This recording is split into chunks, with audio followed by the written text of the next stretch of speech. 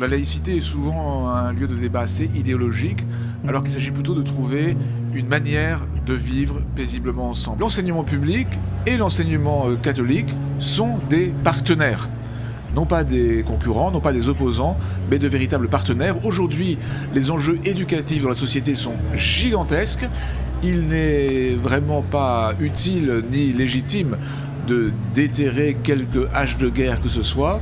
L'important, c'est de coopérer dans la variété des propositions au service de l'éducation des plus jeunes.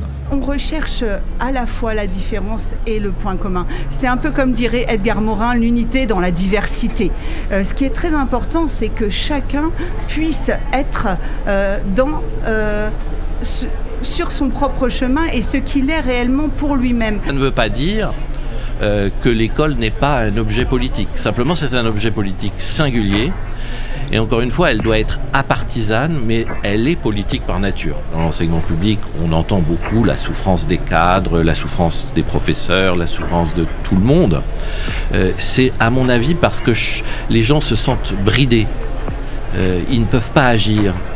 Et on ne les a pas habitués non plus, on ne les a pas non plus responsabilisés suffisamment. Il y a 100 ans, l'enseignant avait une place tout à fait singulière et tout le monde reconnaissait sa valeur. Aujourd'hui, on est presque, on réduit aux questions de vacances et aux peu d'heures de cours. Je trouve ça vraiment très dommageable pour eux, mais aussi pour les jeunes. Au niveau auquel on peut agir, en tant que chef d'établissement, c'est vraiment créer les conditions d'un collectif qui permet de s'entraider, de s'apporter, de consolider, de créer de la relation, d'asseoir et de créer de la joie, de la convivialité, du bonheur à être là. Mettre au centre la condition enseignante aujourd'hui, c'est aussi ça.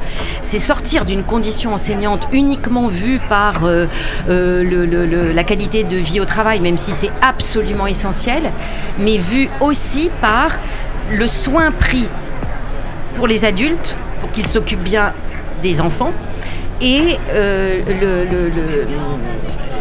la dimension symbolique qui est à mettre en lumière un petit peu plus forte qu'elle n'est aujourd'hui.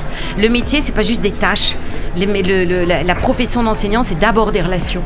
Et comment on les garantit ? On a quand même souvent une vision très scolaro-centrée du système éducatif en France.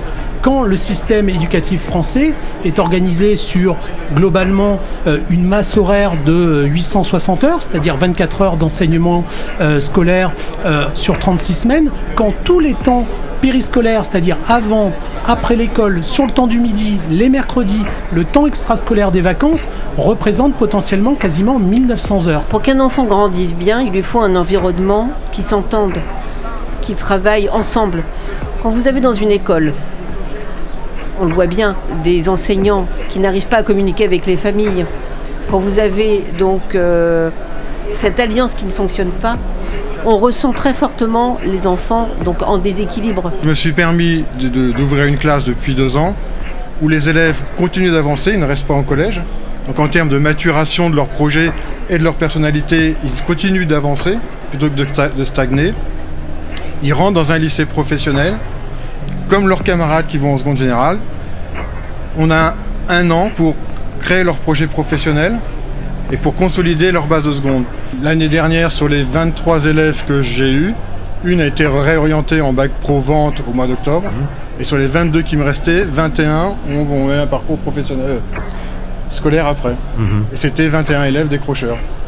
Et une seule a décroché. On a plus de 50% des élèves de lycée professionnel et anciens élèves qui déclarent avoir subi leur orientation, soit par incitation des enseignants, soit par orientation forcée. Et aujourd'hui, malheureusement, lorsqu'on a une orientation qui ne convient pas à ses choix, on n'a pas le dernier mot dans la structure éducative qui est aujourd'hui en place. Donc il y a cette nécessité de pouvoir dire aux élèves que le choix d'orientation leur appartient, parce que finalement c'est leur vie qui est en jeu. Lorsqu'on dit à un enfant de 15 ans, que toute sa vie va correspondre à un métier qu'il n'a pas choisi, finalement il y a aussi un risque que ça fracture d'une part son rapport à l'école, à l'institution, mais aussi son rapport à la citoyenneté, à la société. Comment vous voulez éduquer un enfant si votre regard est plein de défiance ? Les enfants, ils ont besoin qu'on leur dise « Vas-y, c'est super, la vie est merveilleuse, c'est une grande aventure ». Si vous portez autre chose comme message, c'est normal que les jeunes vous fuient. Donc on ne peut pas porter autre chose que ce message qui est au cœur du projet éducatif chrétien, tu as du prix à mes yeux, tu as un prix infini à mes yeux.